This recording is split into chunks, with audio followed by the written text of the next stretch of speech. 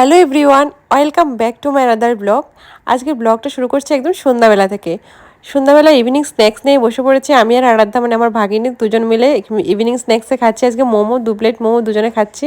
মোমোটা একদম লোকাল মোমো, এত মানে টেস্টি এতটা নেই, মানে নর্মাল ওকে ওকে আর কি তাই।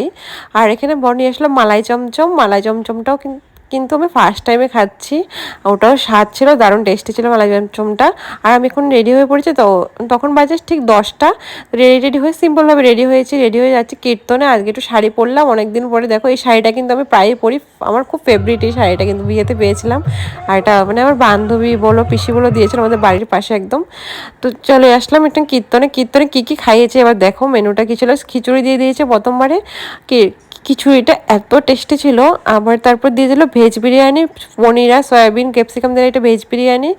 বিরিয়ানিটাও খুব টেস্টি ছিল, প্রত্যেকটা খাবার খুব টেস্টি ছিল। আলুর দম দিয়েছিল তারপর বিরিয়ানির সাথে খাওয়ার জন্য, আলুর দমটাও খুব টেস্টি হয়েছিল, একদমই ঝাল হয়নি। এখানে অনেক বাড়িতে আমি নিমন্ত্রণ খেয়েছি, ম্যাক্সিমাম বাড়িতে ঝাল ঝাল করে তরকারি, কিন্তু আজকে যে বিরিয়ানি আলুর দমটা একদমই ঝাল হয়নি। তারপর একটা ফলও দিয়েছিল শসা, লাস্টে দিয়েছিল পায়েস।